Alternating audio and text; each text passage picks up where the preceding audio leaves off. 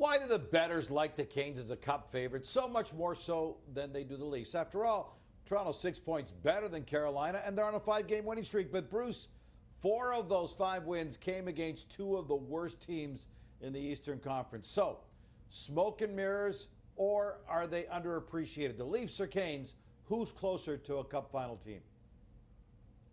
Well, I think the Leafs are closer. Like the Canes, I think go a lot on reputation. I don't look at them this year anywhere near as I've seen them maybe a year ago or 2 years ago. I think they lost a lot of good players out there, and now I think the Metro is weaker, and they've taken advantage of it. But I mean, I think the Leafs are legit. I've said this time and time again. I think they can defend. They got the goaltending. I think they got the big, strong defense, and they certainly have the up-front scoring guys who are now all of a sudden coming back into their own zone and playing good defense. I think these guys are poised in the playoffs.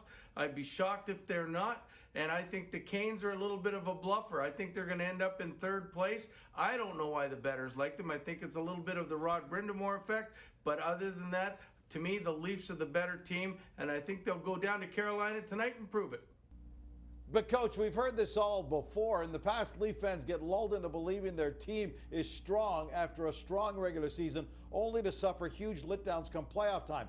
After seeing them in the first half, what would you say to them? What, if anything, makes you believe this Leafs team is better prepared for the postseason this year? Hey, the first big difference is I haven't been lulled in the past. I've usually been working and I've saw them play and I saw their faults. This time I'm seeing them, and what's making me believe in them is they can defend and they've got the goaltending. Whichever one you choose, Wall or Stolarz, either one of those guys make the big saves at the right time.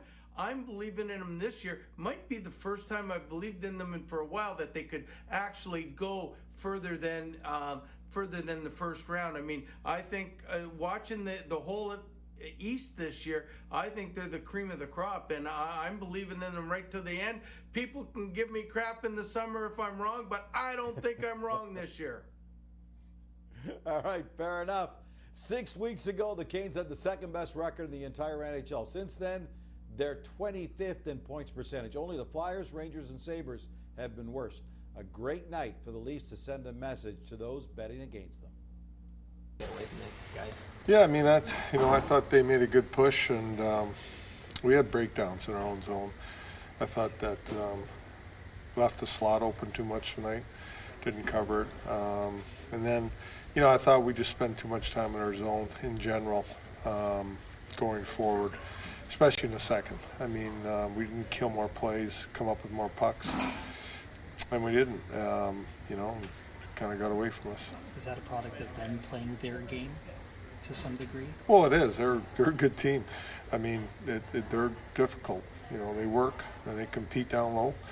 I thought that started off that way. We were killing plays and we got the puck and went north with it, but too much in our zone tonight and ended up in our net. Does the shorthanded goal give you any second thoughts on the 5-4, or just one of those things like it's going to happen? Well, I mean, that was I think it was, we could have defended it, to be honest with you. I think that, we actually tracked back. We got to be harder there in the neutral zone on that play. And, the guy's on his backhand, we just got to take away the pass. That's it. I mean, yeah, there's always going to be concerns with 5 forwards on the power play at times, and, we'll see what happens. But I like the power play in general. I mean, they got us a goal, had some good looks on the next one. So they did some real good things. But we just got to clean up the mistakes. Too loose. What'd you make of Joseph's game tonight? Well, he's probably wants him back. But he's played some real good hockey for us. He made some real good saves tonight too. So, that's. I'm sure he wants a couple goals back, but he's been battling for us and playing well. Yeah, how do you think he's handled the increased workload? Well, I think he's been fine with it. I don't see him getting tired or anything like that. He wants the net, so he's done a good job. Positive for William to get on the score sheet here? Yeah, I mean, early on, he had a 2-on-1 a breakaway and didn't go in, but he stayed with it, and I thought he was way better tonight. A lot of opportunities, skated and worked, so it was good to see. What made the Stall in particular, a tough matchup for your guys tonight? Well, they're a good line. They've been a good line, and they're just hard to play against. They're heavy. They're above you all the time. They make you work for everything, and they ended up capitalizing us on a couple goals against. So it's difficult, but like I said, we just had too many breakdowns tonight that we got to clean up. Robertson felt he could have had more than what he got. Like, what did you I think liked of his Robbie's game tonight. He worked and skated, got a goal, had some other opportunities, but he was tenacious and working and skating and doing his thing. So. Chris Versteeg and Francois Beauchemin to Los Angeles Kings, possible deal with Toronto Maple Leafs. In an interesting twist in the NHL trade market, new rumors are emerging about Chris Versteeg and Francois Beauchemin potentially being traded to the Los Angeles Kings. Sources indicate that the Kings, who have been one of the most active teams in recent weeks, are evaluating the possibility of bolstering their defense with Beauchemin, while Versteeg, who brings strong offensive capabilities, could be a key piece in a larger trade. This move becomes even more intriguing considering the Kings' surplus of offensive pieces available for trade, exactly what the Toronto Maple Leafs are looking for to strengthen their roster. It's speculated that with Versteeg included in the deal, the Leafs could be targeting a possible addition like Wayne Simmons, along with a mid-range draft pick. This move makes sense given Simmons' struggles this season, as he has yet to find his top form on the ice. To add more drama to the trade talk, there are even whispers that veteran defenseman Tomas Kaberle could be included, opening the door for a potential pursuit of Brayden Schenn. If completed, this move could have a significant impact on reshaping the Leafs lines and adding more depth to the team.